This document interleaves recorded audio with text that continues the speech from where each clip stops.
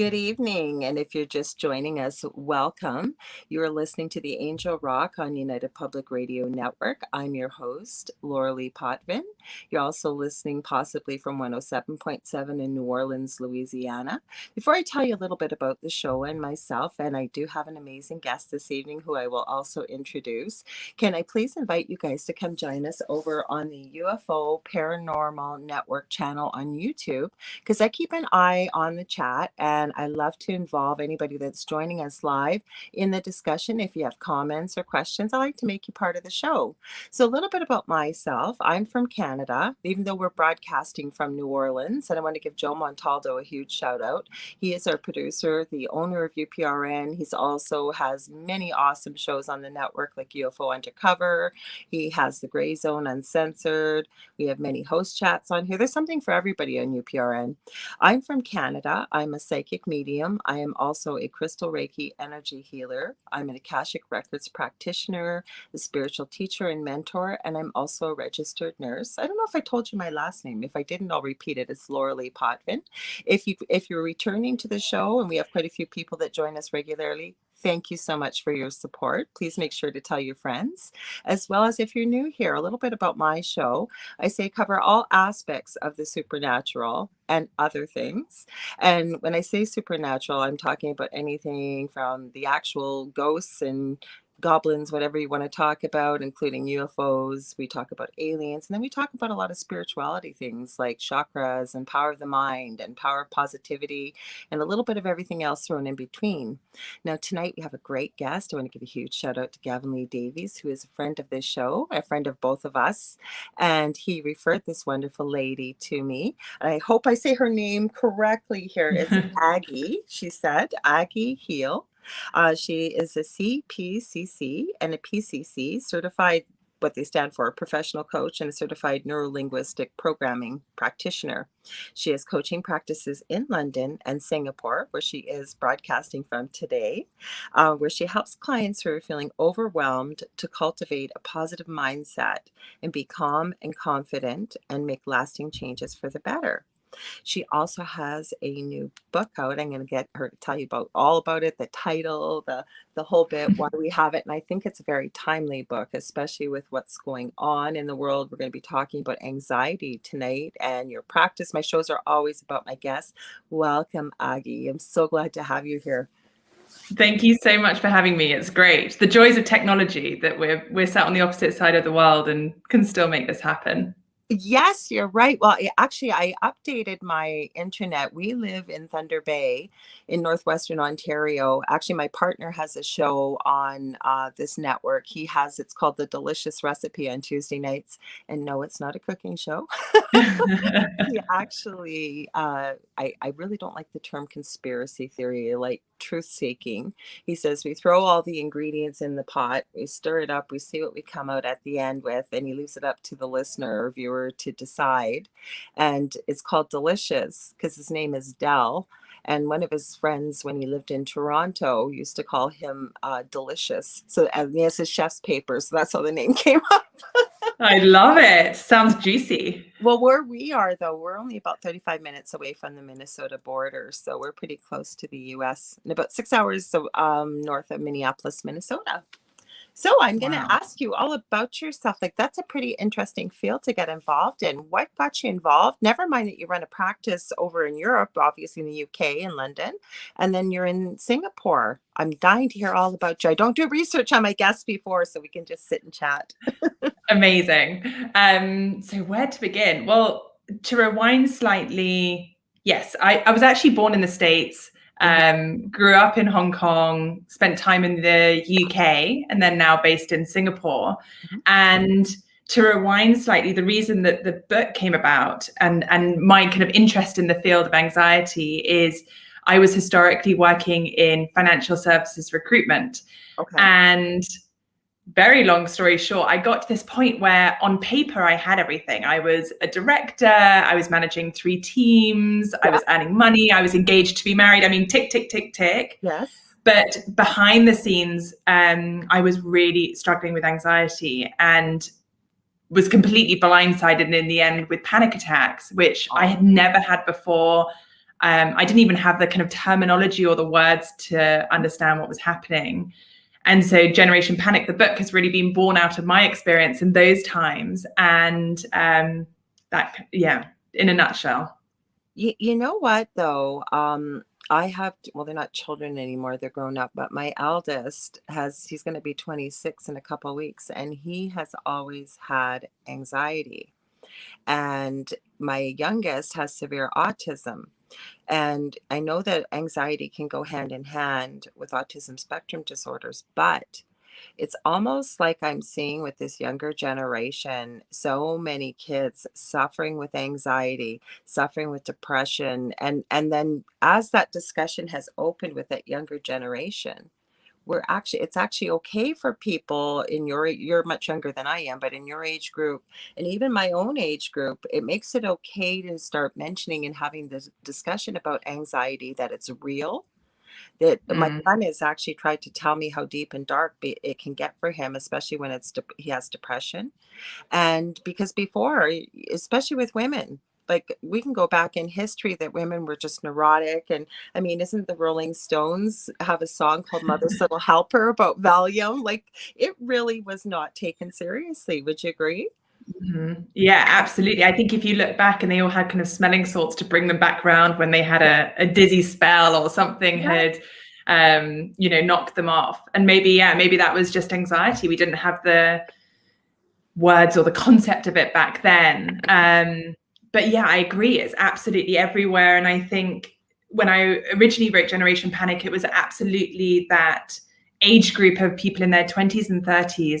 And there's a lot going on. I mean, in that age group, everyone is from very single to divorced with kids, or starting out in their careers or established in their careers, trying to get on the property ladder, dealing with social media, keeping up with, like a fast culture. And I think there's so much anxiety that's almost like an undercurrent of that.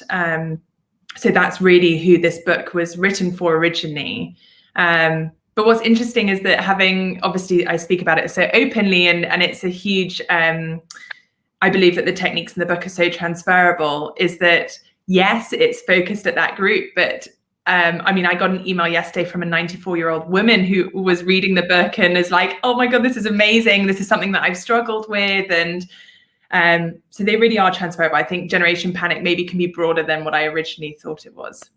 Yeah, because I was reading a little bit about it that I didn't get a chance. I apologize to read it because Gavin sent me so many books too, like just crazy. I say I'm busier now with this craziness going on than I think I was working 3 jobs when my eldest was a baby with being a nurse. I mean, it's just insane. But what I liked about it was that in the book description, it's in little packets, almost like little pieces that then you said, like it's transferable and real life information that's usable by anybody. Obviously 94-year-old woman probably thinking, where was this when I was younger? And again, I'm going to be 56 in August, so obviously I'm not a 94-year-old woman, but even growing up, mental health was not taken seriously. Younger generation, it was always said, what do you have to be anxious about?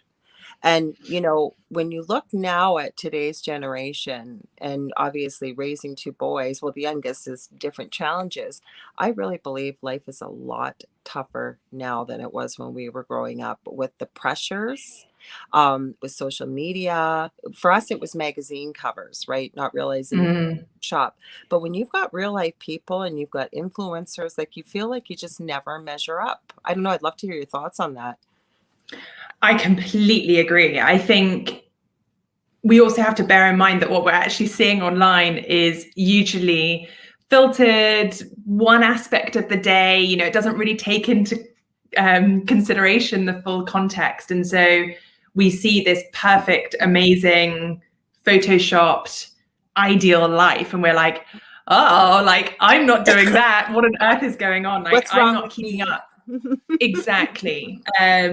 Exactly. And that's such a negative spiral that you get caught in. Like, what's wrong with me? And what am I doing wrong? Why don't I look or be like that? Or why is my life so different? And I think that's really challenging. And also to your point about the different generations. I actually just got a review last week that was from a lady who said she was part of the keep calm and carry on generation. Mm-hmm. And if she had had this book, she would have avoided a nervous breakdown.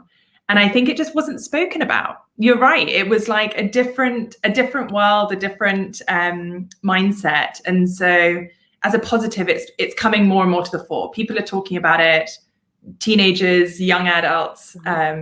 It's more accepted, I think. I hope. Well, it is, but I know from working in the healthcare field, even from the time, say, something like fibromyalgia came out, because we were talking about pain before we went on. I know you heard us talking, Joe and I, and I still couldn't believe that, because my mother was a sufferer. I'm actually a chronic pain sufferer from my back injury. That's why I'm not working as a nurse. I still stay on top of everything, have my license, just the physical part I can't actually do.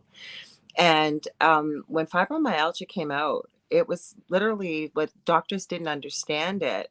And they thought there was a real mental component to this, like that women, and because it mainly affects women, not just women, but mainly. And there was such a stigma around it, but it's been that way through time, it seems, with mental health, because I'm going to use just from personal experience with autism. You get very little of it in school. I went to university to get my degree. It's mentioned. You get 1 year. I always said we had 4-year degree. You get 1 year of the abnormal, meaning the disease or diseases. So there's only so much time and so much you can read about. But when you go back to the 50s, and of course you don't have the numbers of autism that you do now, but it was blamed on the mother that she didn't bond with the child. It was called refrigerator mother syndrome. And you can still see, they'd be elderly adults now or getting into that age group. In their history, there is still a copy from the beginning of their diagnosis of things like that. So we've come a long way. Never mind, though, how timely is this book? Because collectively around the world, we are seeing such anxiety. And what people don't realize is, I think people even have this picture in their mind of what anxiety looks like. And anxiety has many different faces. I mean, some people lash out with anger, some people withdraw. There's so many things. Did you find that with your book, or even if you're comfortable with your personal experience? What have you noticed? What manifests in the way of anxiety? Absolutely. I think it can show up for different people in different ways, and how they describe it can be quite interesting, because they might say, oh, I'm just really stressed this week, or I'm feeling really overwhelmed, or oh, I had the most challenging meeting and I felt really shit about it, or whatever it might be. Yeah. And yet to me, those are all like experiences or little moments of anxiety that they just might not have coined in the same way. But for me, anxiety is a very physical experience. Like I really feel it in my body. And, when I feel that, it's like almost this undercurrent, this like feeling of electricity that comes through my body. My palms might start to sweat, my heart rate increases, my stomach might start doing backflips or drop out. And I think the biggest thing that almost scares me the most is that my mind goes blank. Like I'm unable to string together simple sentences or make simple decisions. And so like almost like my rational thought kind of runs for the hills. It wants to have a breather. But yes, I agree. I think particularly at the moment, like anxiety is everywhere, and people are anxious about their health. They're anxious about finances, their jobs, the security of their family. There's so much that comes into it. It's a very testing time for a lot of people. It makes sense, though, when you said all thought goes, because it's almost like your body has gone into the fight or flight syndrome. And we know that with fear, that the first thing that happens is all the blood in your body goes to your brainstem, the primitive parts of your brain that run your heart, run the breathing, run everything else. So yes, rational thought goes out the window. Just 1 sec here. I just want to say hi to Zach Mann. He's here. He's one of our regular supporters. He says, "Good evening, everyone." He says, "As a member of Gen Y," he said, "I'm an old school millennial." I hate labels. Because but again, it defines what age group you're in. I understand that. He said, I can definitively say that I do have constant battles with my anxiety. I have even theorized that I believe that people in Zach's age group, my son's age group, and beyond, like younger, I almost am starting to think they're a new breed of human being. Like, I don't know if it's being very sensitive, like to energy in the way of empathy, empathicness, that they're picking up so much. Never mind what we've just talked about, and we barely hit the tip of the iceberg of what people are encountering. But to see this many young people experiencing it, and I don't even think it's a matter of that it's more acceptable. It's almost like it's an epidemic, I've noticed. And I've asked this question for a long time, like, what is going on that we're seeing this in the younger generation? What do you think? I think I agree. I think there's a fragility to that generation that I would argue also goes up to the kind of people in their 20s and 30s. But I think that it speaks to the amount of change and the amount of information that's been flowed their way, and that feeling of keeping up, I think, is what's most challenging. You know, when I was a kid, I mean, I didn't have a mobile phone. I didn't have Facebook or social media till I was like at university. It wasn't even really around. It wasn't in our social group. It wasn't something that we all had. And so I think when you've got those pressures from such a young age, I mean, we were just able to be kids when we were younger. I'm sure you were the same. I mean, it was so kind of, I don't know, green and simple and pure and Well, kid-like. it wasn't, because with my generation, what I've noticed is, so I was born in 65. So we had black and white TV with only a few channels with the rabbit ears.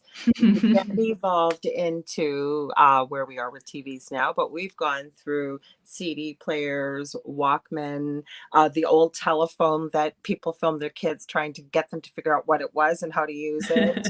I mean, as a teenager, we had this long, stretchy cord. There was no privacy. You had to like stretch it around the corner if you wanted to talk to, say, a boy or something.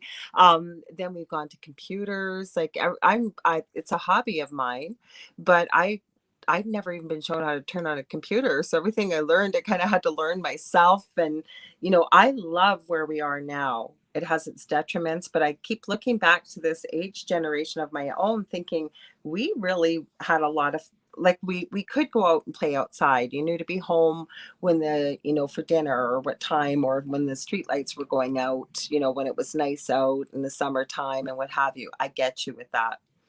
But nowadays, and even raising children myself, I've been tried to be very realistic about this, that if I was thinking about it at a certain age, my eldest has probably known about it 3 to 4, possibly even 5 years earlier than I'd even considered it. So the one thing I did with him was, and even my youngest, had to change the verbiage a little bit, obviously, but I've told them that if there's something that you have a question about, I don't care if it's sex, I don't care if it's drugs, I don't care what it is, and you need an answer, yeah, you can go on the internet, but then you got to have some discernment to be able to figure out, is this the truth? Is it not the truth? Because you find so many different sources. I've said to them, then would you please come and talk to me? No subject is off limits. If you are not comfortable talking to me, please find one of your adults that's around you, whether it's an aunt, an uncle, trusted adult that loves you and has your best interest, and talk to us, because your friends don't know any better than you do. That's the age I was in, because you could not ask these kind of things, right? So Yes, and I think that will bode well for your relationship. I think I had a pretty similar experience in my childhood. I was very open with my parents. I was able to drink with my parents. I used to smoke when I was younger and did that with them. Yeah. And I think that led to a far richer and deeper and more honest relationship. I never hid anything from them. I wasn't trying to sneak out. It was more of like, let's have a real chat about it and find where's the middle ground between the two of us. Exactly. And I think that has made our relationship way better than it could have been, for sure. Yeah, my So eldest yes. still comes and talks to me about things and what have you. But what I'll forget, and I do forget sometimes, so that's why I try to understand that I do not suffer from anxiety, but having two children, raising them, and I will be out. And my son's usually fairly easygoing. We have a great relationship, and say we're at a shopping mall or something, and he'll start getting really snappy, like snippy, and just really getting cranky with me. And I try to be cognizant of it, but then I'll say to him, this isn't like you. What's going on? Mom, there's crowds everywhere. We need to get out of here. And so I try to read the cues, but he's actually, I'm very lucky with the fact that when you can put it into words, like how you shared with us, and thank you, what you experienced, or he's tried to share it with me for me to be able to have some empathy and understand how debilitating it can be, or a panic attack. Working as a nurse, I have seen people come in and literally it's difficult to differentiate whether somebody's having a heart attack or a panic attack until you get them on a monitor and what have you. That's how scary they can be. Would you agree? You're probably even worse when you've gone through it yourself. Yes. I mean, I had no idea what was happening in my body and was quite frankly terrified. I mean, I just didn't understand as well. So it was just panic stations. It was real like fear. And like you said, it was the fight, flight, freeze response. So, it's quite incredible. Our bodies are there to protect us. It's ultimately keeping us safe. It's just we're misreading the threat in front of us and reacting accordingly. And actually, we just need to update ourselves. There isn't the threat. There isn't the saber-toothed tiger. There isn't the poisonous berry. It's just we've just processed it a little bit wrong. But yes, it felt very real and very scary when I was having them, for sure. And then I think also, sorry, just to add to that, like the fear of it happening also feeds that, because I was then so worried that it was because it was out of my control. I wasn't like, great, I'm ready now for a panic attack, like on you come. Yeah. Like it decides on its own accord. So then you're constantly living in like, oh my gosh, is this going to happen in this meeting? Is this going to happen at dinner? Is this going to happen in this important thing that I don't want or need to have it happen? Mm-hmm. And ultimately, when you start thinking that, obviously you're kind of putting it out. I don't know. There's some sort of you took the words out of my mouth, because that's magic at work. Say nobody plans for a panic attack. It's not like you're thinking about it when it first happens, or you could be in the middle of something and you've had a really overwhelming week. It's almost like your body's building to this volcano and it explodes, and and then you worry because like this can't happen in certain parts where I am, or if I'm driving, or I know people that are so debilitated by anxiety that they are off on disability. Like they can't even drive a car, or so that's why when when Gavin contacted me about your book, I went, oh my gosh, I've not had anybody on to talk about this topic, how timely it is and how relevant. Are you comfortable sharing? Because I want people to go out and buy your book. So what kind of techniques, like, we're not going to give the whole book away here, but some things maybe that you found really helpful, or maybe somebody that shared with you, like you said, even the 94-year-old woman. So people know that it's not like this heavy read, but it's something that's anybody can use this in their life. And you speak to a really important point, that it's not a heavy read. The whole point of it is that it's so accessible. It's bite-sized chapters, really like digestible chunks. Because when I was struggling and like desperately searching for something that was going to like fix me and just make me feel good again, I didn't have the capacity to take on like swaths of information. Like I didn't have even the headspace to like digest or read through like dense information. Mm-hmm. And so a huge part of this book is making it something that people can really like dip in and out of, just take a short little chunk out of and apply it, feel the effect, feel the impact. So the structure of the book is it's set out over 47 different chapters. Mm-hmm. And each chapter in itself will have 3 to 7 different techniques, okay, that people can try. And there's a whole range. I mean, that's the beauty of it, is that I'm not deciding, like, even for you, Lorilei, like I wouldn't decide what you needed in any given moment.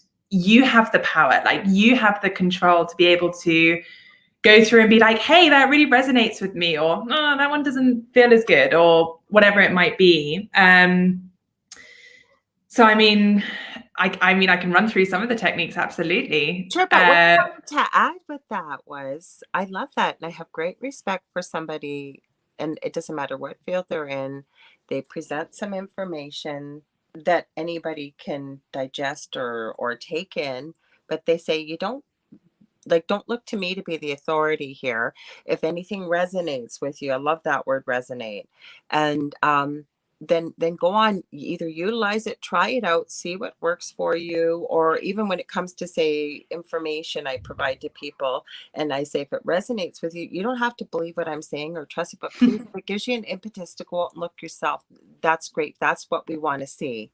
So sorry, I just got a message here. I'm getting messages as I'm coming through here. Sorry, I'm trying not to pay attention to them. Distracting. I'm one of these people. No, I don't have ADD, but it's like squirrel. What? Bright sparkly thing over here. I'm like that too. I'm like, oh, something sparkly and fun. I know. What I think I felt when you were describing this, I'd love to hear, a few or maybe something you found helpful, or somebody else. But you can almost craft your own individual plan out of all you've provided here. And again, that's why it sounds like it's so transferable to any person or any age group.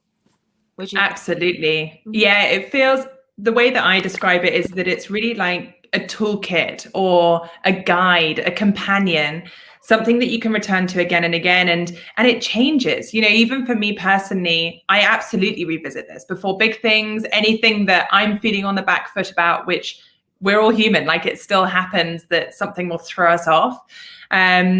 But that will change even for me. Like I'll have one thing that's like my go-to, and I'll get to it and I'll be like, oh my God, this isn't working today. I need to flick through and find something else.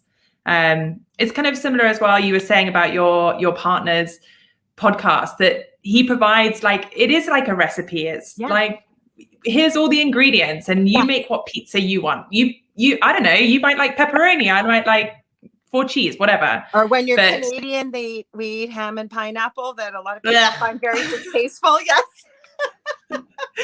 but like, who am I to judge if you want ham and pineapple? Like, if you want ham and pineapple, you'll find it in Generation Panic. Like, go and find your ham and pineapple and eat it. And does it taste good? Great. If it doesn't, change it, put something else in.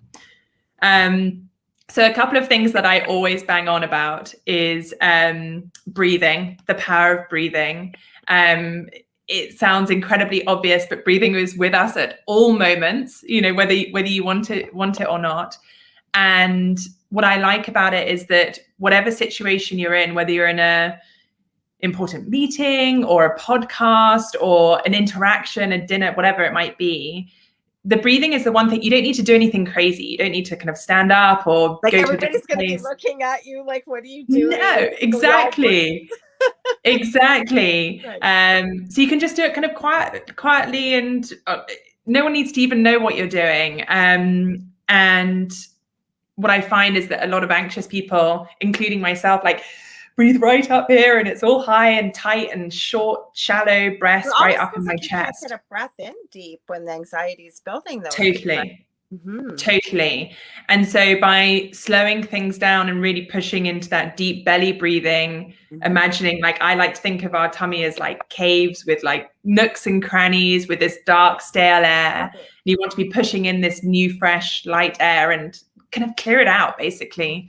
And there's been a whole host of research about the power of breathing. It can make you perform at a higher level, think clearer, feel better, age slower. There's so many positives to it. So breathing is like one of my absolute go-tos. It's kind of the foundation. I'll do it before pretty much any interaction I have. Like, even before this call, I was just doing some deep breaths and taking my time. And I think that you're comfortable. I hope you're okay. Oh, I feel super comfortable. But like, and that's, do you know what? And that's another thing. Like, I felt really, well, I did. I felt good. I felt really excited about today. We've had great conversations behind the scenes. And so it wasn't an anxious thing for me, but I was like, how can I increase my like current state? How can I make myself even more on the front foot and feeling good, feeling clear? Well, plus we never met before. Like we had emails back and forth. That can be pretty stressful for people, depending on how some feel about meeting a new person. I love to meet. If I haven't met somebody, I purposely won't look them up unless just a little blurb that I get, because I love people, love meeting them, love learning about their story. So to me, this is exciting. But for somebody with anxiety, this could be a real trigger. Would you agree? Oh, absolutely. And that will change for different people. So Yeah. someone this, and that's the other interesting thing, is that we really are so different. So even Lorilei, for you, I mean, this is something that makes you super excited, you're ready. This is not a big deal for you.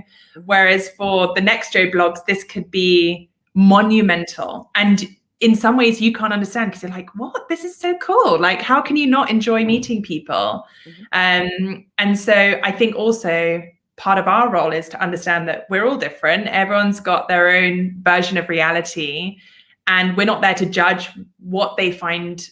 Someone might find buying a coffee difficult, or seeing, even when I was struggling and having my panic attacks, seeing some of my best friends was really hard, because I don't know, it made me spiral. Whereas to someone else, that would be inconceivable. Like, why on earth is she having such a hard time of that? I could see that. So yeah, so everyone's going through their experience, and that's kind of part of the beauty of it, is that if someone maybe is struggling with meeting new people, ask you and find out your story. Or like, you're going to have a process, you're going to have a way of approaching that situation that makes you feel comfortable, makes you feel confident, calm. And so modeling, which is a huge part of NLP, is looking at people who do things really well and being like, how do they do that? And what can I take from what they find easy, and apply it to my life? So yeah, modeling is quite a cool technique too. I'm going to read Zach's comments here too, but I don't usually talk about my boys like this in a podcast, but they have been my greatest teachers. And one of the things is, I think, with being an empath as well, and I do remember what it's like to be at a certain age when I was younger. And because my youngest was nonverbal for a long time, he still struggles. He's very severely autistic. He's 23, and he's very much like at that precocious 5 to 7 year old age. So he's really no trouble, but he needs mommy for everything. And again, it's literally like, I'm not going through it. I'm not him, but I could actually almost feel like some of the things that he would go through. And over the years, some of the things that have worked for him, for example, that wouldn't work for other people, is he needs pressure. He needs a proprioceptive. I know you would understand that system. He needs that input. Or for him, I remember when he was little, there was this little tiny toy he had, like a Tamagotchi or something like that. And I guess the battery was running low, and he was screaming, "Mommy, stop, make stop, make stop, make stop." I'm running around frantically trying to figure out what it was. Here it was, this little toy on the wall unit, probably 4 meters away, for people about 18 feet away, and he could hear it, and the assault to his ears, I guess. So I really try to put myself in the position, whether it's family, whether it's other people, is what might they be experiencing. I'm not experiencing it myself. It's just that to try and have that empathy, understanding, and compassion. Because the other thing I always say too, it's not my job to judge. We don't know. We only get, remember, we're talking about those snippets that we get on the internet. That's really what we get as people when we meet other people, or like you said, your friends. Like, depending on, whether we build it up in our mind or start to worry, are they going to understand this? They think I'm going to be weird, or some people just don't get it. And you know what I'm saying? So whatever the reason is, I think it's so important for people to remember that we only get a little tiny piece of somebody's life, and we don't understand what maybe they've been going through. I full-heartedly agree. I think we see people and make assumptions without even realizing it. You know, that the subconscious bias. And it's a really interesting point because we don't have to agree with someone. You don't have to step into their shoes and agree with what they're doing, but you can step into their shoes and see it from their perspective, and then have that level of compassion that you're talking about that I think provides for a deeper relationship. And everyone is fighting battles. Like, everyone has stuff going on in their lives, whether they're showing it to you or not. They've all had paths to get to where they are, whether you choose to see it or not. And I think one of the most dangerous things we're doing in our lives currently is making assumptions. And I think that's where I personally went hugely wrong, is I was making an assumption like, oh my God, everyone else is sorted. Like, why am I the only one who in the whole world? Yeah, exactly. Like, exactly. Everyone else is nailing life, and I'm like having a complete meltdown. Yeah, that's what I tell everybody, honestly, is, you know what, when you see somebody and they look like they got it all together, they're thinking the same doubts, the same worries, the same concerns, might be about different things, but we're all going through it. And the same thing is, even when you see somebody really confident, maybe they just put that confidence on like a coat. You don't realize that, right? Because your imagination and visualization is so powerful. We heard the saying, fake it till you make it, right? And it's true. Yes. Yes. One of the chapters is actually on masks. So as you said, like a coat, putting on a confident coat is like putting on these masks. And the only thing I will say is that, you know, with incredibly confident people, I think I'm going to get this slightly wrong, but there was a master in Japan who all of his students were like, how come you just seem so calm and nothing kind of phases you? You know, whenever anything bad happens, you just seem to carry on. And he said, I'm human. I absolutely get knocked off center. I just know how to get back to center quicker. And I think that's kind of it, is that the masters, the ones who are so confident, are using the tools of Generation Panic to their benefit, so that they have moments like, that's life. We're all going to have challenging parts that like make us feel on the back foot. But how quickly can you get back to that center point? How quickly can you get back to you? And ultimately, having the tools and the techniques that will help you do that is essentially what Generation Panic is. It's like hoping to kind of tool people up and make sure that they have it, so that they can return, they can feel good, they can feel happy. I love it. So simple. I want to, sorry, I didn't mean to cut you off there. I apologize. No worries. Yeah, it's better with the updated internet, but we still need to call them, because it's almost like I have a little bit of a delay and it'll seem like there's a pause. I should have warned you of that. It's better than it was, but so I don't mean to talk over you. I'm sorry. No worries.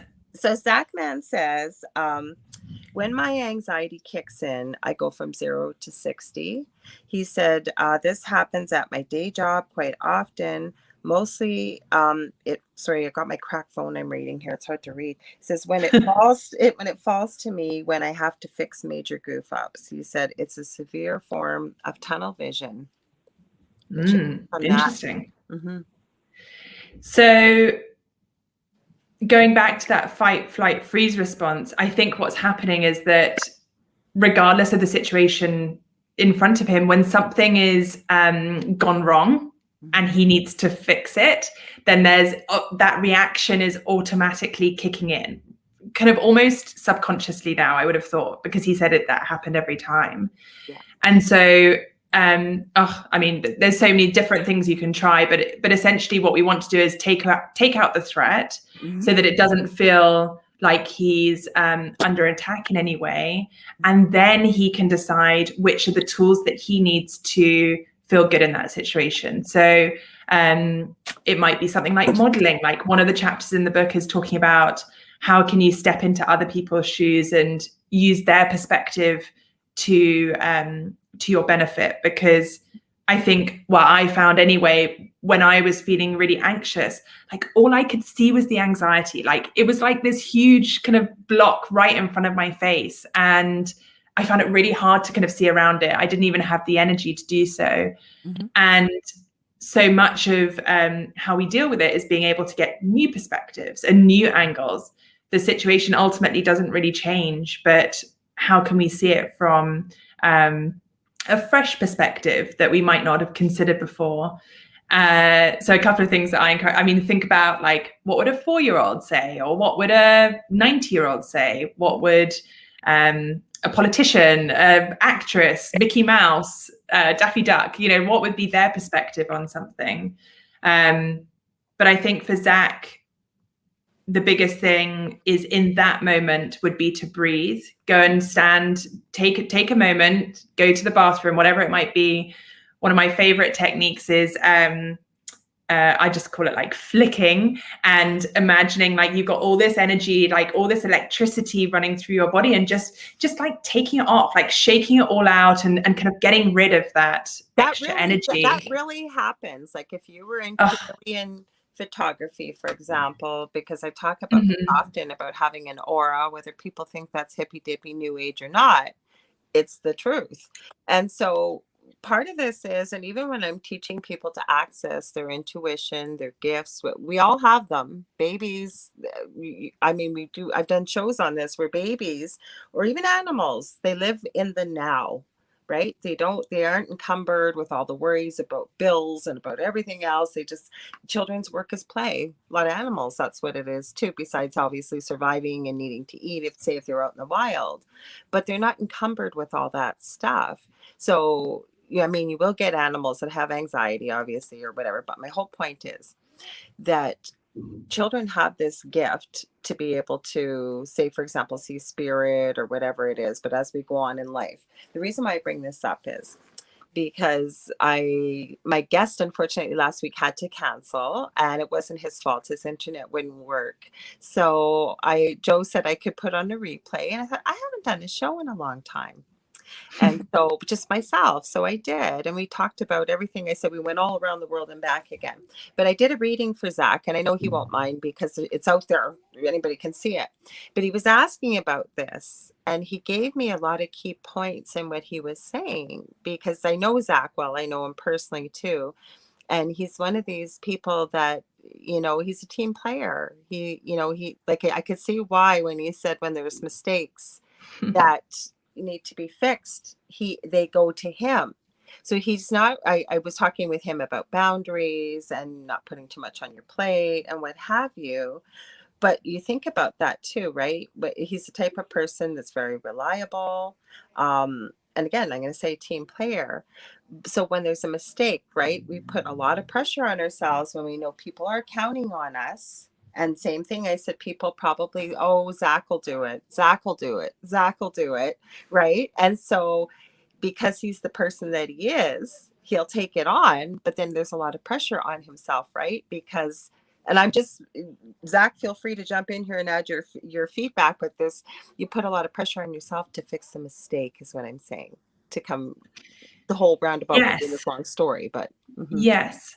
And that's a really good example of when our strengths and the things that make us really special and unique go into overdrive and actually stop serving us as much, or because he's so much of a team player that there's no flexibility for him. He kind of has to live up to that, or he probably feels the pressure. Sorry, Zach, if I'm putting words in your mouth. Oh, he's like written a lot. Okay.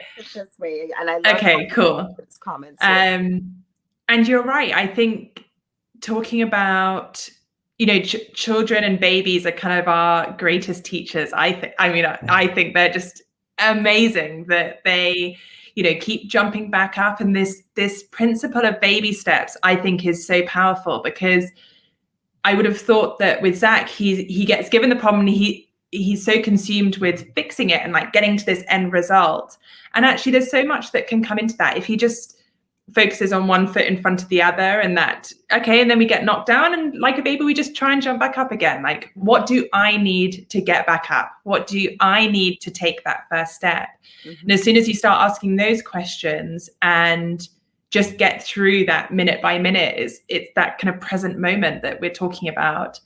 Actually, I can already tell he's like an amazing human being. He's incredibly resourceful. He can get through the next minute.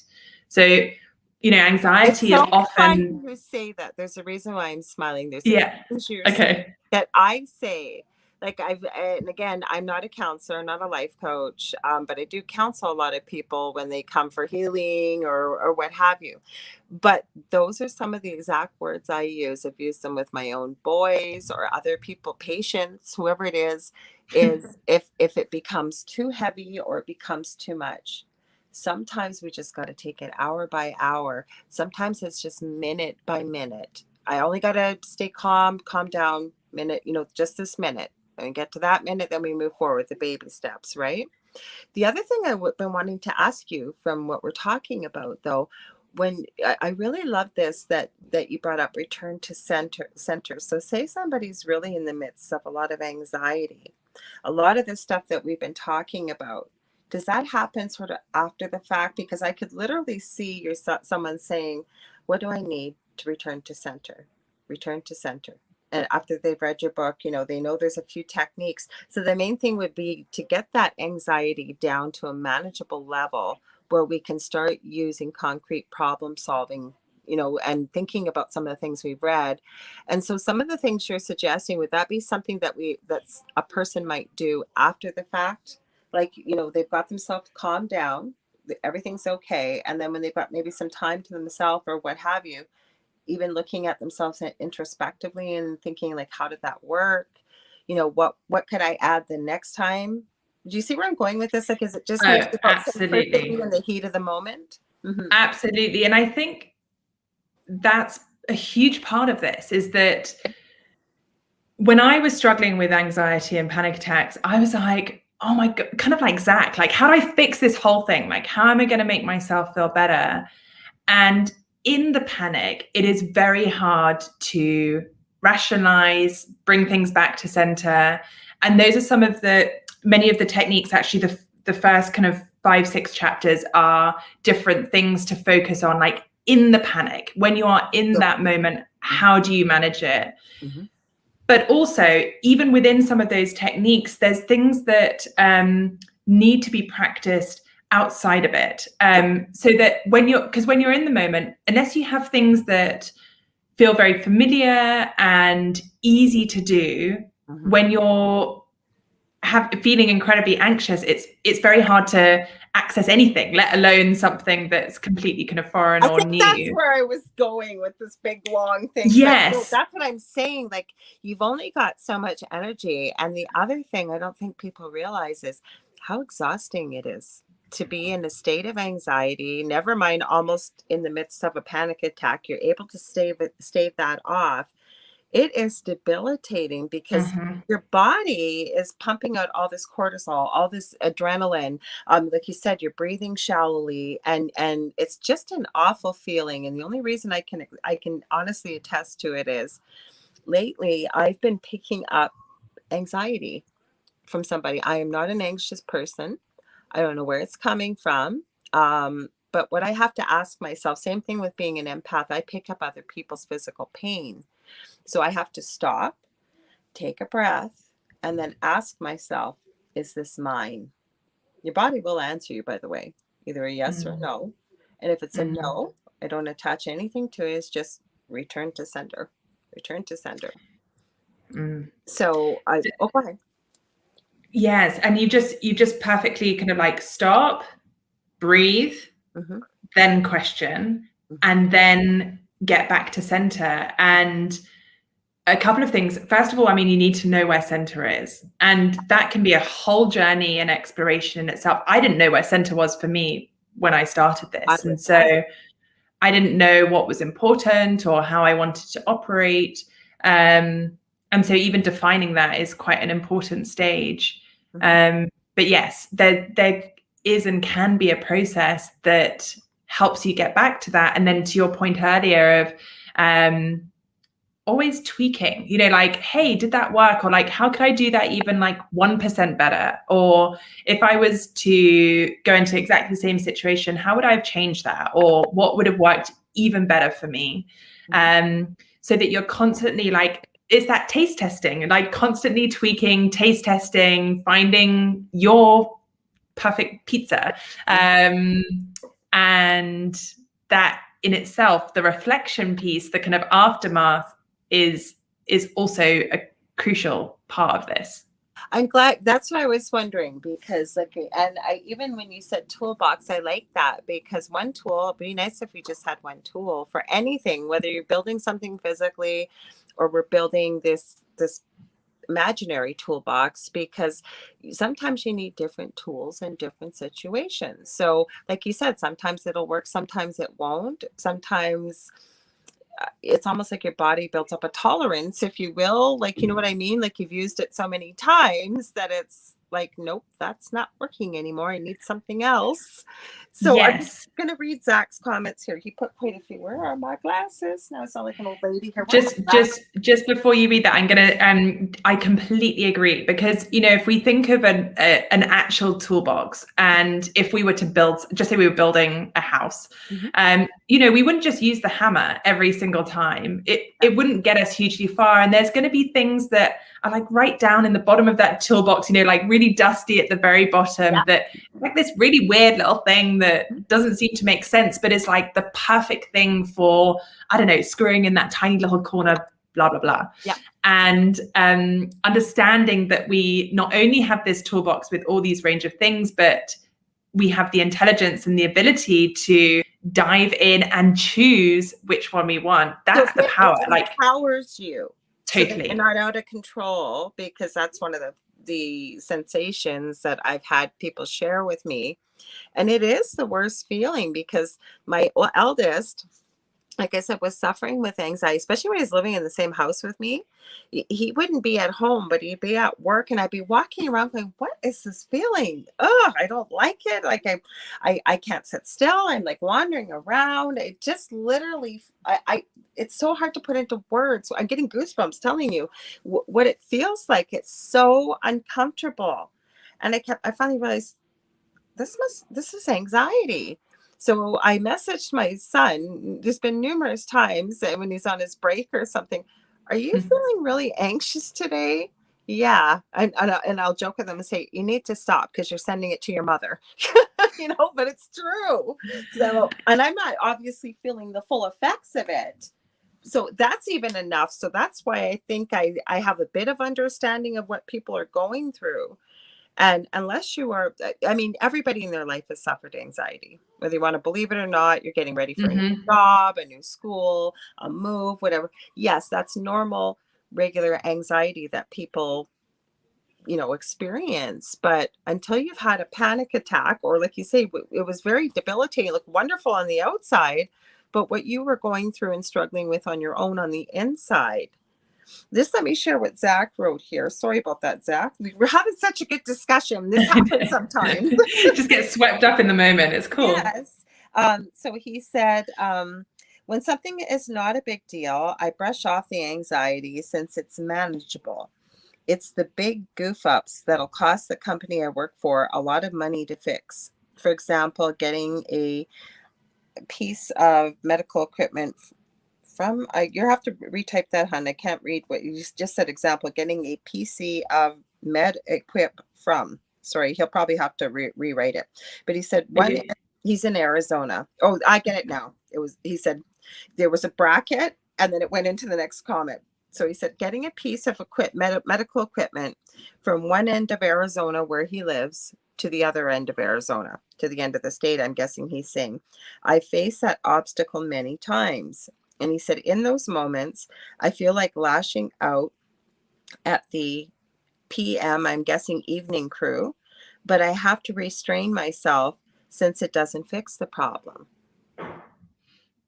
So it sounds like he has experience of this. So what does fix the problem, and what does work for him? Because maybe it's different things in different moments, but like there's so many different ways you can cut this, but what does he need in that moment to feel in control, calm, and able to deal with it rationally? And actually in the setup, like before we've even got to that point, what boundaries need to be put in place? What is that center that he's getting back to? Yeah. Boundaries.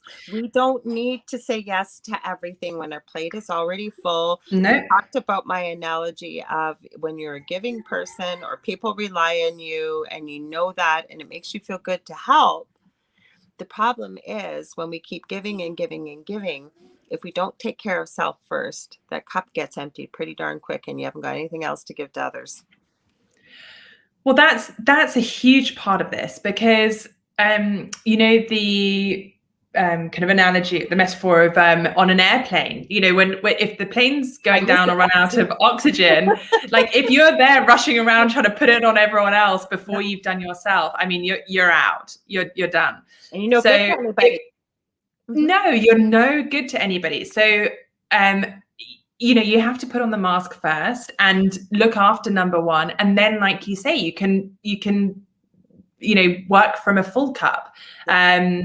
You're no good to anyone working from an empty cup. So maybe Zach, there's two parts to this. One is like in that moment, what can he do to feel better and manage that anxiety and get through the problem, but also in the setup, like how is he coming into that situation? What boundaries are in place?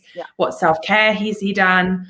There's a whole chapter in Generation Panic it's called Happy Healthy You, and it's really simple things. It's not rocket science. I haven't changed the world in any way, but it's like your sleep, what you're putting in your body. Do you have too much caffeine? Are you drinking too much alcohol or drugs or anything that's not good for your body? Are you doing exercise that's like releasing that energy? And ultimately, like, are you putting yourself in the best possible state to then be able to handle this? Because even something like sleep, I feel that even now, like if I've had a poor night's sleep or, whatever's happened, I've had a nightmare, I just haven't slept well, the kids have been up, I can feel it the next day. Like my body is just working a bit harder and I can confuse that in a moment, because my heart rate might be pumping a bit harder just to kind of keep me upright. I can confuse that. And actually that confusing, sorry, just on a side note, that confusing thing is a really interesting part of it as well. If we look at like renewing emotions to depleting emotions, things like excitement, which I love, like I often get quite excited by things, but actually in the same breath turned in like more of a negative way and more of a depleting way is anxiety. And so the same emotions that I feel for excitement can almost trick me and think like, my heart rate's increased, even though I'm excited. Oh, am I anxious? And even on a subconscious level, that can be interesting.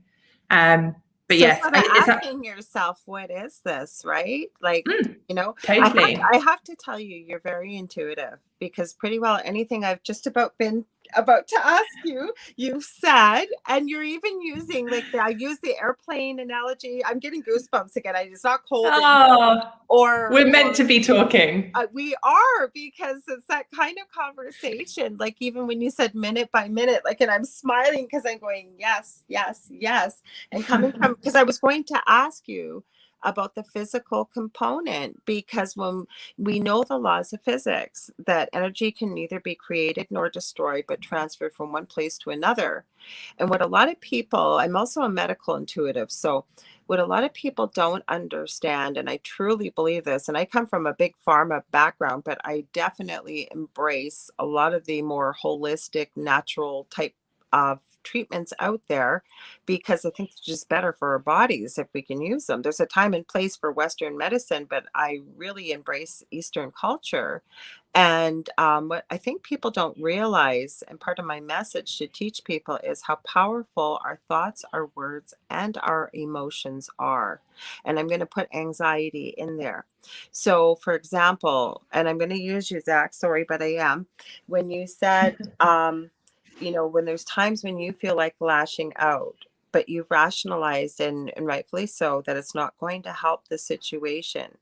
But because you haven't diffused that anxiety or that energy, basically swallowed it down, when we hang on to that kind of stuff and we don't get rid of it in some constructive way, whether it's physical, meditation, using some of the tools, it can eventually develop into disease. And that's with anything, I believe, with a lower vibrational emotion. So I'd love to hear your thoughts on that. I agree. And, you know, even the word disease is dis-ease. You know, it's that feeling of unease that's in your body. And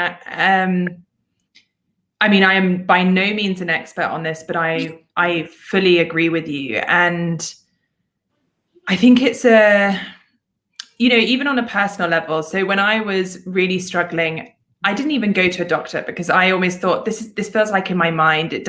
I didn't even kind of associate that this would be something that a doctor could help me with. Mm-hmm. And I fully support people who feel like they need to get the medication to help them get back on. Like you know, again, going back to that, like lack of judgment, no assumption. Absolutely. Whatever they need, absolutely get it. However, I am also, as you are, a firm believer in the power of our minds and the power of our thoughts. And, you know, Generation Panic, I haven't had another panic attack since 2014 using the tools of this book. And even something as simple as you were talking about the power of our thoughts is, you know, for Zach, something he might want to try is in that moment, okay, what emotion do I want or need to have? So maybe he wants to have the feeling of calm. So breathe in that feeling of calm and then breathe out that feeling of tension, whatever it might be. Or if you want to breathe in the feeling of, I don't know, being in control or excited or happy, you know, breathe that in and then take it out. And also even going back to that modeling, like think of a time when you have felt calm and, you know, from any stage of your life. It doesn't need to be from like a specific work context, but I guarantee that he's had, if he's a team player, he's going to have had other situations, perhaps in his personal life, where he's been expected to come in and fix something, which might be tiny. He might, you know, be called in to fix the like burnt lasagna, but he's dealt with that calmly. And then how can he bring that resource to this one so that he knows that he's not under threat? It's like, it's just playing with your mind, basically. It's like changing your state. Even like I said, with mentoring people how to access their intuitive gifts, that's where I was going with the babies. And I apologize, my mind's going a mile a minute here because there's so much I want to ask and talk to you about. Like I said, we all have these gifts, like whether you want to call it like I trust my gut, like people say that, like I just know that I need to follow my gut on this, or my, you know, whatever you want to use, what the words are. We all have that. We all have that intuition, right? And it's the same thing where I go with this when I'm trying to teach people to remember it, because that's where I was going with babies and so on, because I've seen many babies. Your mom, you said you got kids. Have you ever seen your kids as little ones, like say 7, 8 month old, maybe they're just sitting up or whatever, and they're sitting in the room and they're looking around and their eyes are following something and they're laughing and they're giggling. Doesn't mean you have a ghost. It could be a relative popping in to say hello to the baby or whatever it is. But we all have that. And again, when I mentioned, you know, especially over here in North America, I trust my gut, or I know it. I don't know why I know this, but I know this is what I'm supposed to do. Well, like I say, it's the same thing with anything in life, right? And so where you go with that when you're teaching people this is, and they think it's crazy, but it's true. If you picture it and you imagine it, it happens, even with healing. So, and my youngest son, I never talk about my kids this much, but it's funny because, for example, last night he said to me, "Mommy, my elbow hurts. I think I pulled the muscle." And I said, "Okay, honey." I said, "Maybe you want me to put some pain cream on it for you." And he said, "Okay." And he goes, "Well, feel it, Mommy. You can feel it. Feel it." And what he means by that is, one of the things I do is, if I close my eyes and run my hand over your aura, for me, now everybody's different. Some people feel a dead spot, some people feel cold. Everybody can do this. But, and I run my hand over with my eyes closed, and I will be able to pinpoint where it is. That's what he's talking about, feeling it. But where I'm going with this is, when we picture it or we're open to it, and it becomes, so with healing, I like to use different colors. I've got quite a few videos on my YouTube channel teaching people about feeling energy, imagining, and I don't tell people red is for this, purple's for this, black is for that. I walk you through it and I ask you the questions. What does it feel like for you? And then you use your color coding system any way you want. But for me, I like to use emerald green sometimes for certain things. And you've just had a crazy day and you can't see the color. I have literally pulled up my phone, Googled a swatch of emerald green. I will focus on the emerald green, put my hand out, and just be pulling that picture into my mind and picturing transmitting it through is what I'm saying. And I'm not more special than anybody else. We can all do this. After this big long explanation, that's where I'm going with this. We can all do this and so much more. Oh, so powerful, and so many things like out of that. I completely agree. We get what we focus our mind on. So if it's the emerald green, then that absolutely can come in. Right. A couple of things. I think even kind of bringing out or personifying or physicalizing all of these things can be really powerful. So even like one of the chapters is on saboteurs, like those gremlins, those voices in our head, and even being able to our worst or our best friends. I would encourage you, like, actually a lot of people, I just got a message from a client the other day who's like, Gollum's turning into my best friend. I'm just loving hanging out with Gollum. My precious. Yeah, my precious, exactly. But things feel more scary when they're in our heads, and we don't have anything kind of physical to hang it on. So even being able to kind of personify those voices, or the reason that I thought of that was you were talking about trusting your gut, and trusting your gut is a chapter in the book. No, and one of the it's absolutely in there, and chapter 2.5, and one of the techniques in that chapter of trusting your gut is like locating where your gut is, and what does it even look like, and what does it feel like, because we're often, we're such a heady world and heady beings that like run around just in this little bit. Yep. And we forget to connect to our gut. But actually our intuition, I would argue, is one of our most powerful tools. And like when I actually take the time to connect with my gut, listen to my intuition, like it absolutely knows the way forward. It's just whether I have identified it correctly, where it is or what it is, how I can access it, and then actually listen and or act on it if I choose to. Yes, gut feeling is like just so important. We were meant to have this conversation this evening, obviously. Totally. So true. And what came to me when you were talking about that, though, and there's a woman that I really love her work. I use her work quite a bit. Her name is Agi Heale, and it's called Understanding, you know who she is, Understanding the Language of Your Body. I use a lot of her techniques. I've tweaked them a little bit with what I do, but she is so right. And you are so right about that. We are so cerebral thinking, and I don't like the term monkey mind, but you'll hear it in the light worker field, is that we think that our brain runs the show, not realizing that our subconscious never shuts off, speaks a different language than our brain. And it is actually, like you said, we do know, but it's training ourselves to take the time, and no, it doesn't take hours, just a few minutes every day, is connecting with your body again. So some of the things we've talked about, breathing, taking good care of yourself, so making sure that you get rest. I tell people that's the most important time to heal. Like, and process. Process, absolutely. But say, for example, you've got something going on and you're not feeling well or whatever it is. Imagine a bubble, whatever color you want, of light. And people say, well, can I do this or can I do that? There's no rules. You're the maker of the rules. You design it, you create it, whatever you want it to do. You ask it to do such and such a thing while you're sleeping. it will happen. Even if you don't believe it, that's where I was going with fake it till you make it. Because when you put it out there with the power of your words, and the more that we put it out there, it's all energy and it starts to build. And no, I always say I'm pretty down to earth as a light worker, if you will. But you can even go back to science with this. Like I love this. Dr. Emoto, I think it is, Japanese scientist with the water experiments. Have you ever? No, I Oh, don't. you got to hear this. So it's actually pretty landmark. He took a glass of water, put it on one end. I think it was at a school or something like that, and another glass of water at another end. And I think he's also done it with plants. But with the water, the one, he had a sign, please tell me only good, positive things like I love you. I bet you'll taste amazing. Like just really wonderful things.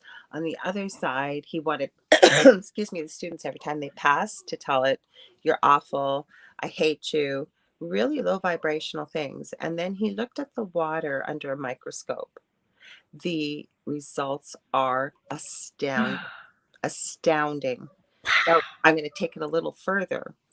We are made up to at least 80% of water.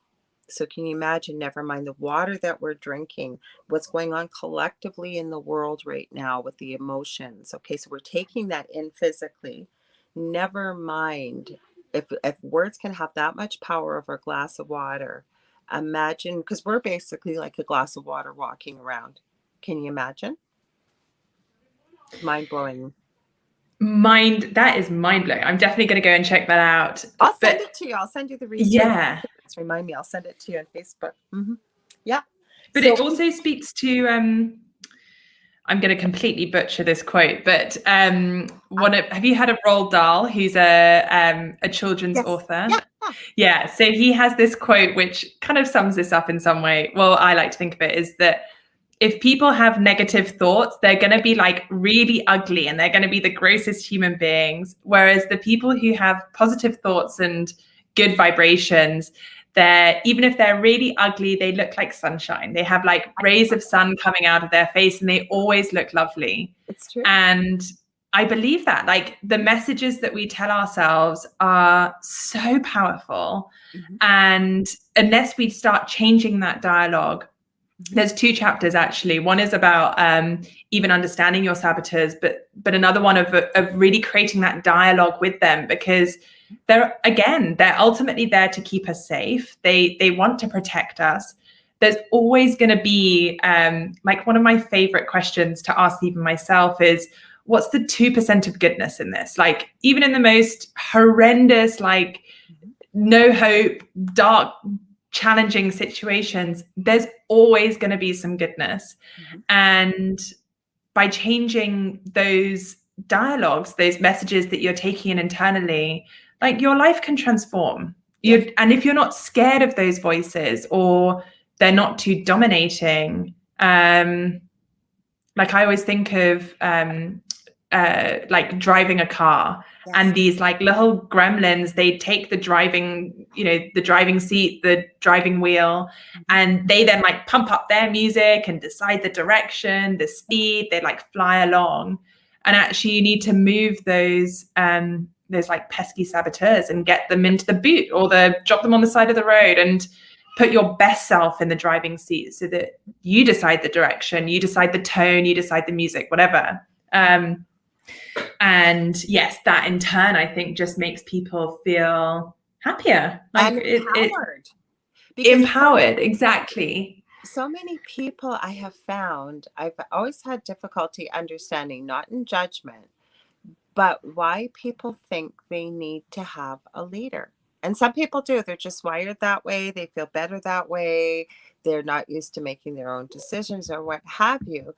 But when they try to take, and I'm going to be bold here and say your life back, when it's anxiety or something that can be very debilitating and put you in the driver's seat, that alone can be scary. Have you found people get anxiety over the fact of getting rid of their anxiety because they've never ever been a decision maker or someone to empower themselves or take back that control? That can be a lot really scary for people that are used to being a follower.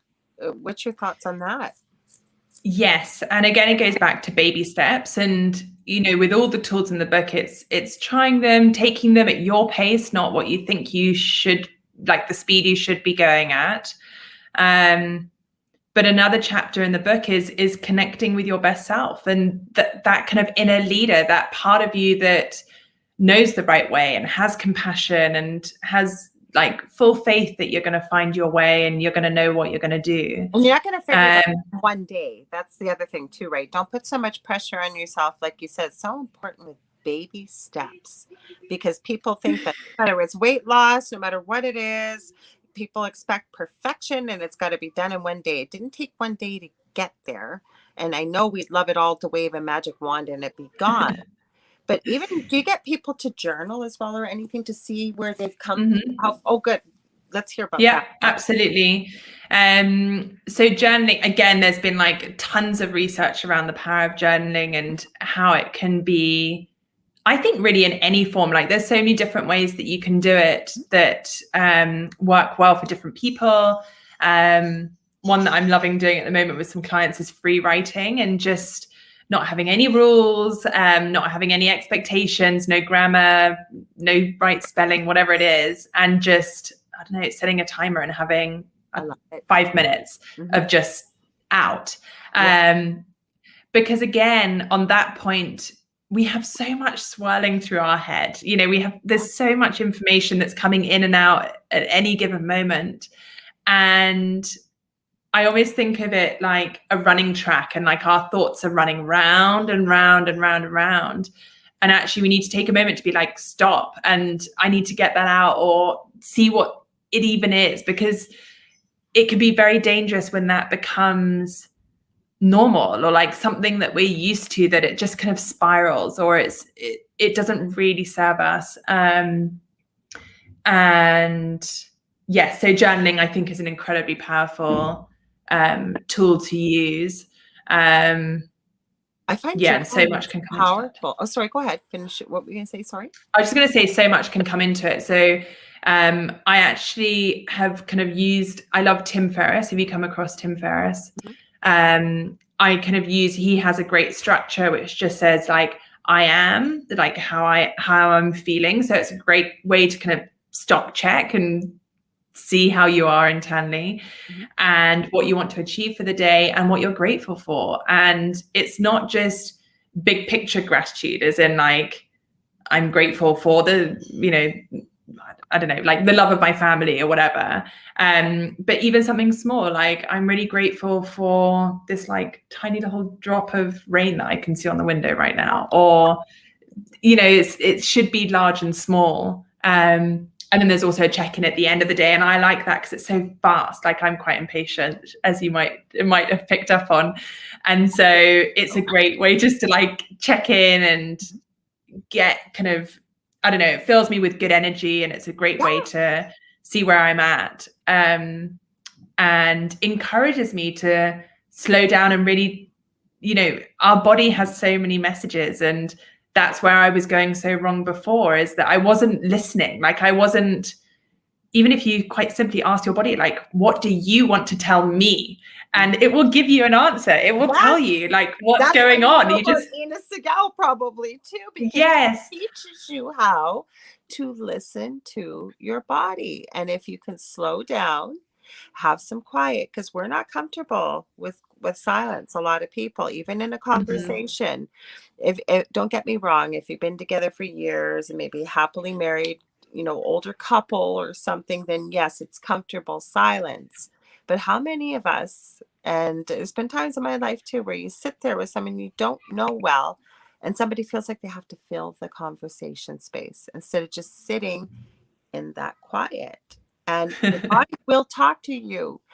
I say pain is a message. It's your body's voice, for example.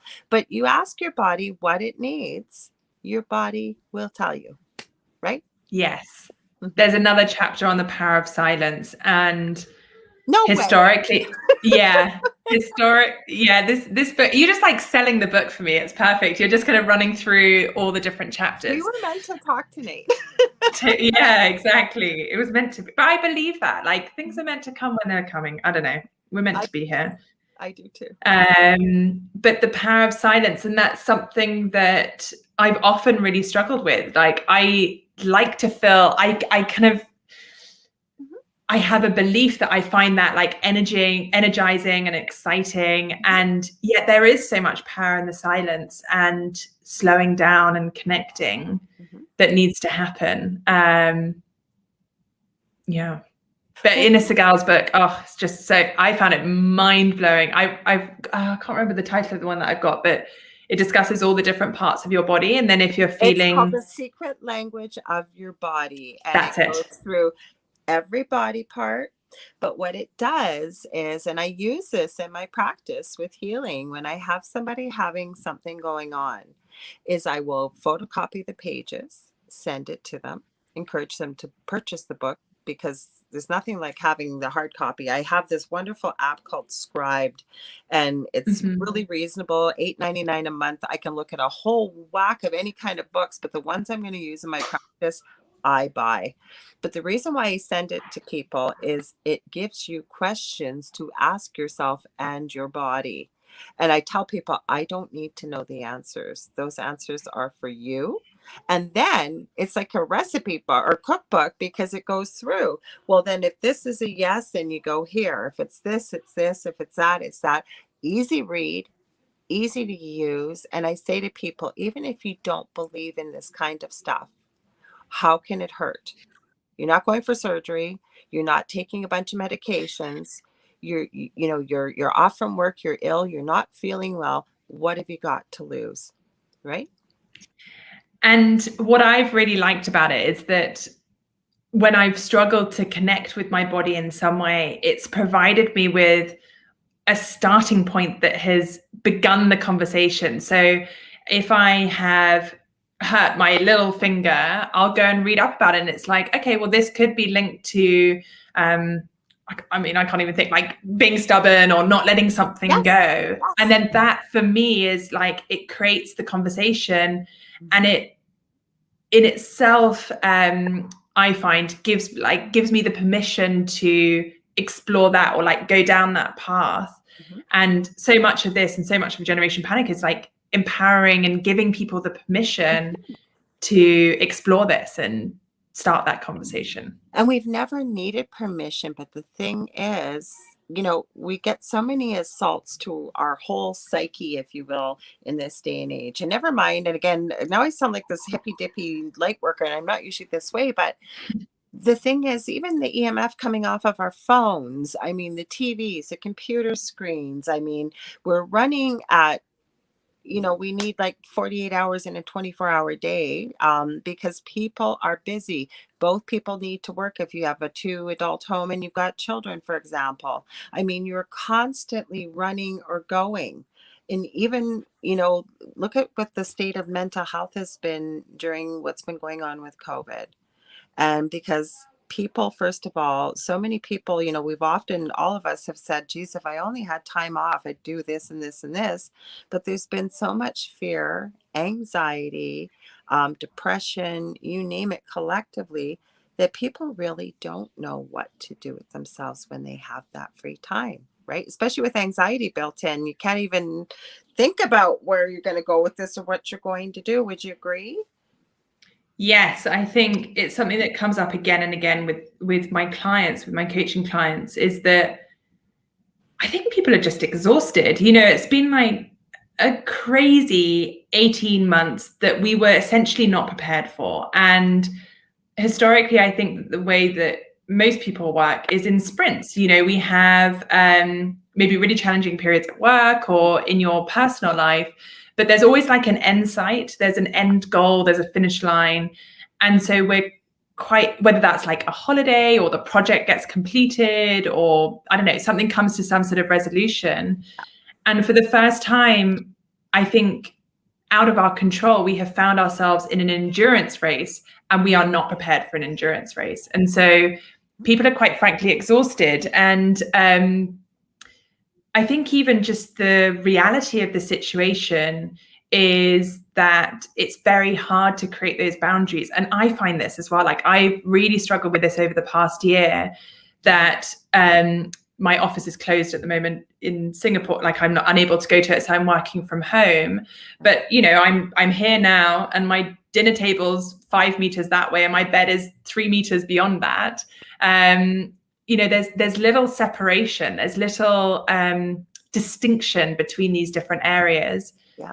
And in particular, I've had holiday in inverted commas when I've had like a week off, but ultimately with us being in exactly the same location, I find it really, really challenging to truly switch off. And that might also be that I have my own business, but when there's no change to your environment, or there's no, even like on a subconscious level, like indicators of a shift in state or a shift in location. Mm-hmm. And I hear this with clients, like talking about working from home, is that historically people have so many subconscious or conscious like flags that tell them that they, like they're commuting to work, they're putting on their work clothes, they're putting on makeup, they're combing their hair. And then they've also got the kind of, so that's going up into work, and then they've got the kind of decompress as well. Yeah. Whereas when that lead up and lead down is 30 seconds from bathroom to desk, there's no like wind up, wind down. There's no ability to really effectively change it. Sorry, I've gone on a bit there, but yeah, it's something that's coming up again and again. I think you've said it perfectly. And I think it's a really important point. Never mind what you've just said. You're absolutely right.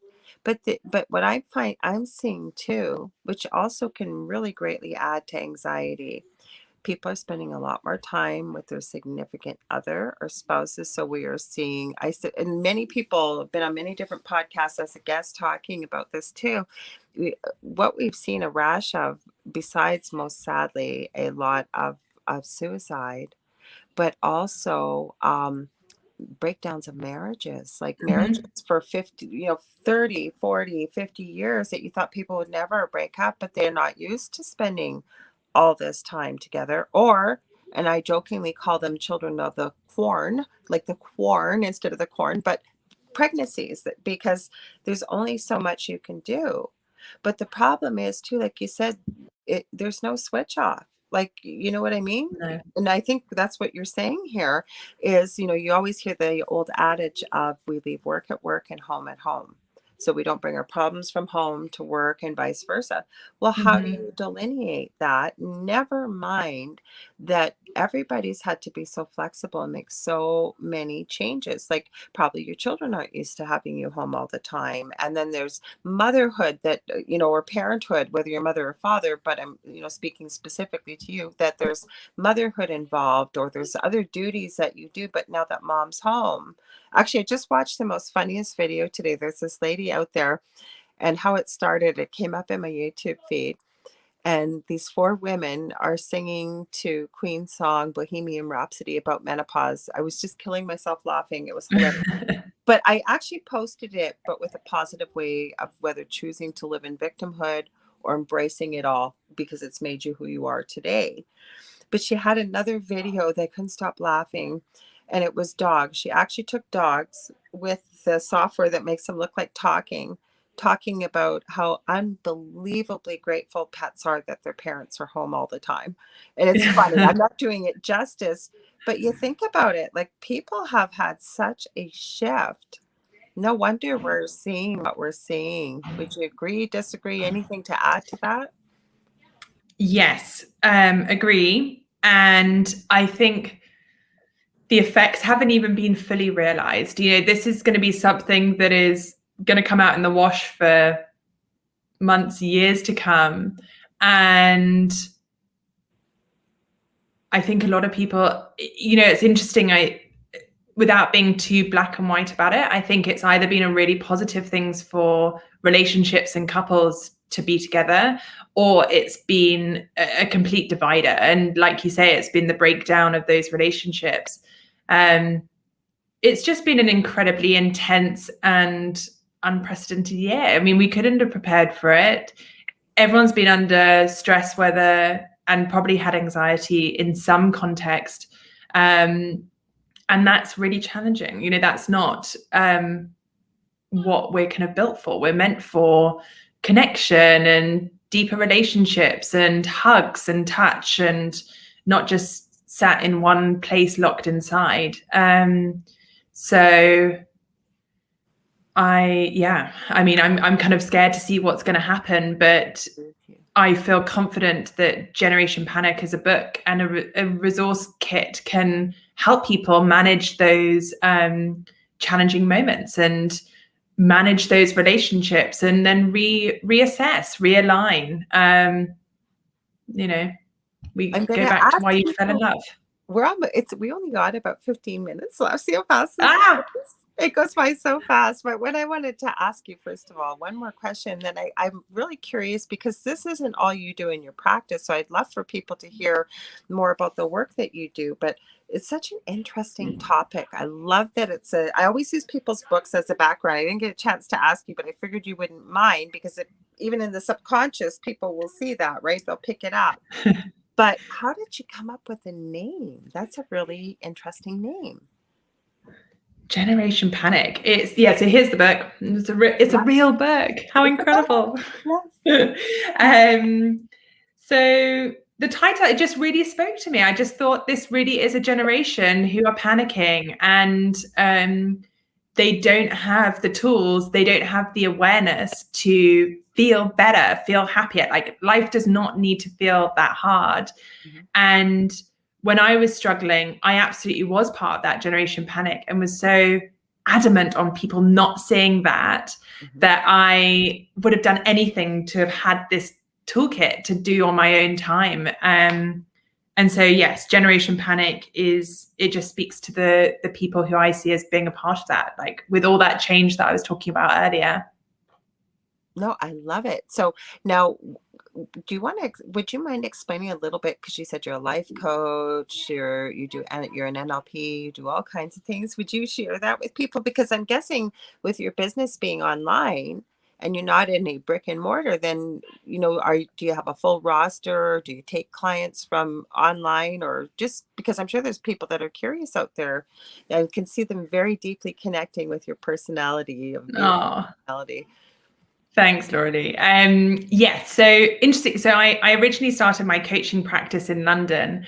Okay. And so when I moved to Singapore, I still have my business in London up and running. And so have historically worked with clients all around the world. And it's never phased. For me, I'm very lucky. It hasn't been like a mega shift to online, because a lot of my clients were already online. And I often advise clients anyway to have a mix of face-to-face or on Zoom, but also audio calls, because there's so much power that comes when you shut off one of your core senses. And I think if people feel like they can, I don't know, kick back on the sofa and whatever they feel comfortable wearing, and like have whatever emotions they want on their face without feeling self-conscious, that can often lead to a very powerful and deep conversation with more silence, the richness of silence. So now I'm up and running in Singapore and run coaching programs for clients, and whether that's through corporates or individuals, and within that, it's kind of one-on-one coaching or running assessments and then doing assessment debriefs off the back of it. Mm-hmm. And I also do facilitations, like workshops for people all over the world. Just did one in Germany, England, Singapore. So yeah, it really is like a global business now, which is cool. Get people all over. I heard that, because I remembered you were in Singapore when I was leaving you a message this morning about. I always confirm with my guests the day before, usually they're early in the morning, and then I seen London, and I said, you're in London, and something you said, I said, I thought you were in Singapore. You didn't even say that. I just remembered. But my point is, so what would your client look like? Like, say somebody felt like a coach, and there's many people using the word coach that I don't know if I would use the word coach with it. And again, no judgment. It depends on what you're looking for. So if somebody was needing help, what would they come to you for? Why would they use your services? There's a couple of main ways. One is if someone's feeling very anxious and overwhelmed, and they just, related to the book, it's kind of the person who was where I was, of being really ambitious, on the surface succeeding, doing a lot of things right, rising up through the ranks, but kind of behind doors or behind the scenes struggling in some way. Okay. And so anxiety is a huge part of that. But also I work with a lot of rising talent, like, again, those kind of like ambitious people who are kind of rising up through companies. Perhaps they've taken on new responsibilities or new bits of leadership, and then essentially tool them up to make sure that they're leading at their best and on the front foot. So those are probably the two main types of clients. And to be honest, they're usually in their 20s, 30s, early 40s. Just like awesome people who are pretty well put together, and then they're just getting through life like we all are. No, because I knew that anxiety was part of it. And that's why I was asking. I didn't mean to put you on the spot there, but I thought, people are looking, because like I said, a lot of people use the word coach. And I've actually had this conversation with many peers about when they're trying to put their online business out there and thinking about the word coach. And they'll ask me what I think, and I'll just say, well, with no judgment, what are you going to be doing? What are you going to be offering? Do you have the qualifications to say that you're a coach? Because most people know what a life coach is, or whatever kind of online coach that they're going to be accessing. But most people, and again, we get into the problem of assuming that people have trained or have certifications. And I don't even think that you have to have a certification to coach in certain arenas. But I think with what you're doing, when you're working with corporate and what have you, there has to be something behind just the label. What's your thoughts? Absolutely. It's one of my biggest frustrations in the industry, is that there's no accountability. Yes, there's no accountability. There's no kind of barriers to entry or any real kind of clarification of is someone actually genuinely qualified to do this?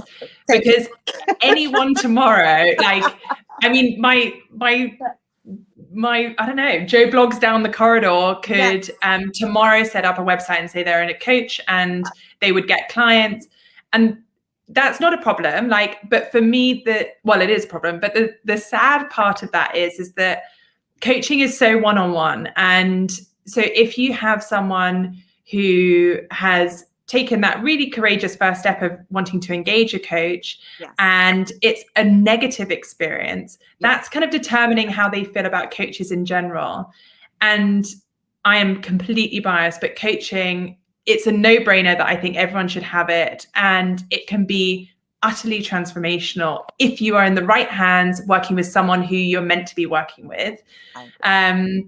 And so it makes me sad that those people would have such a poor experience and potentially change their relationship, like their perception of coaching. So, but I think I just hope that those people come in the wash. Like, if I think of my business now, 90% of it is run on referrals. And so it's all done off, and that's because I've had rigorous training. I've trained with the Coaches Training Institute, the Heart Math Institute, City University. I've got the NLP. I've just gone through the master practitioner of the NLP. And so being really tooled up to work with a client, whatever they need help on, is ultimately going to serve the client. Like, that's what we're here to do, is to like make. You're well. Yeah. And I feel like we're on the same page. We're being very tactful here, and rightfully so. But that's exactly, you couldn't have put it more succinctly in a nutshell with how I've been feeling. Again, it's not with judgment, but it's with somebody asking me, well, I think I should put coach behind my name, because I'm seeing this a lot. Again, we get back into the labels. I'm not crazy about the word light worker, but it's the buzzword of what I'm doing out there right now. And so when someone has asked me very tactfully, I've tried to say exactly what you just said, that are you really going to be coaching, and do you realize what a certified coach actually goes through? And if people have done their homework expecting that, and you haven't engaged in the rigorous training and experiences, I try to, again, tactfully say, do you really feel like you're equipped to be calling yourself a coach? And again, it's not to fight, it's not to cause drama. It's when someone's asked my opinion, because Mm-hmm. it's the same thing with being a registered nurse. We have in Canada here now registered practical nurses. They used to be called RNAs, or registered nursing assistants. Never mind about a conflict of interest that we're under the same professional college, but they are now transferring a lot of our roles with extra training to RPNs. But then you're running into people now. I've had even personal care support workers, and we need them. There's nothing wrong with that, but telling people they're a nurse. So you will get the general public who are starting to get savvy saying, well, what kind of nurse are you? Because they're realizing, again, people are just, and it's not just my field. Like, we have to, I think, be so careful when Yes. that's a whole different show practically. But Oh my gosh, I could talk about this for hours. But you're right, and I think a part of it as well is educating the person who's looking for coaching, because even me now, I always have a half an hour free, non-obligatory chemistry call that's just like, are we even the right fit for each other? And if we're not, who can I refer you to? Because that is so important. You've got to work with people that you'd like back and are behind. that's integrity. And That's integrity. Really, it is. Never mind yeah. understanding a relationship, but if I can't help you, who can I refer you to? Definitely. Oh, absolutely. Like, big picture, this is not about me earning my fee. This is about like you feeling good. Like, I don't know, it's not about me getting one extra client. But even in those conversations, I'm always like, ask me about my qualifications. Like, I've got so many, and no one does. No one cares. Like, they don't have that context. So therefore, there's not a baseline for them to say, hey, you're I don't know, you've trained with this person or that. There's so many coach training. There's so many coaches. I don't know. Oh, No, maybe this is like another calling. we're on the same page with this, because I feel I hear little munchkins in the background. So cute. The joys of living in a small Singapore flat. Sorry. Don't apologize. That my dog was desperately trying, this giant German Shepherd, to push my camera over because my son let her in while we were talking. But I find our viewers love, like, when people, you hear noises like that, and I don't mean noises, they're delightful, or people like people's pets come on. You know why? It makes us real people. And Totally. I think that's so important in this day and age. I love that you shared this. We didn't have almost enough time. I'm hoping you'll come back on, Agi. Big Agi. Oh, I would love to. Yeah, I've really, really enjoyed our conversation. Thank you so much for having me. Oh no, I just loved it, and I was so excited. And then, like I said, I can't believe how intuitive you actually are, because our businesses kind of cross in the way of certain things that we're sharing and teaching, even almost word for word. So I really do believe this was meant to happen. Now, where can people get a hold of you? Where can they buy the book? All kinds of things like that. So you can buy the book anywhere. It's or everywhere, I should say. It's on Amazon, Barnes and Noble, Book Depository. I've recorded an audiobook, so if you want to listen to my voice as you, I don't know, walk around the park. And yes, absolutely. Please do connect with me. I'm Agi Heale, AGIHEALE. I'm on the usual places. Find me on LinkedIn, Instagram. I found you. You found me, exactly. I'm not that hard to find. Well, quite a unique name. I want to tell you what Zach said. First of all, he said you can use me as an example anytime, Lorilei. Thank you, Zach. But this is actually, I know he usually writes something positive, but he wrote something very nice here. He said, loved the show tonight. Thank you, Agi, for sharing your insight into the issues I deal with, and I appreciate your feedback. Much love to you, ladies. Have a good night, and I will talk to you, he said, later. So he really Zach, I'm so thrilled to hear it. And that's what it's all about. Like, I don't know, that's good for me. I'm going to start my day on the right foot. Well, I'm glad. Well, what happens is we get lots of people live watching. Sometimes we have an active chat. YouTube's our newest venue. We lost our big channel. Long story, not through our fault, just YouTube politics. So this is a newer channel. So we don't always get a lot of people over here, but we have our regulars, or people will watch on the replay, and I know they're going to love you. I want to remind people that I will be back, I think this Friday, if I'm not mistaken. I think I forgot to ask Joe, but we should be having our, excuse me, our host chat with the Centralist. If it's not this week, because I know Joe's been having people on from Writers of the Future, a show on our network that some of our shows are up for an award with them, with the People's Choice. And I know he's been talking, but he'll probably play the commercial at the end. I want to thank everybody for being here, and I will be back next Monday night. I have an interesting guest for you guys. It's Dr. Rima Labo. And if you haven't heard her name, you need to look her up because she's been talking about what's been happening since 2009. She's a fellow tribunal judge with myself, that we're working on a lot of these things behind the scenes. And it's going to be an interesting, explosive show. So I send you all so much love and light, and good morning, good afternoon, good evening, wherever you may be. Have a good one. Thank you. Bye. Thank you, Aggie.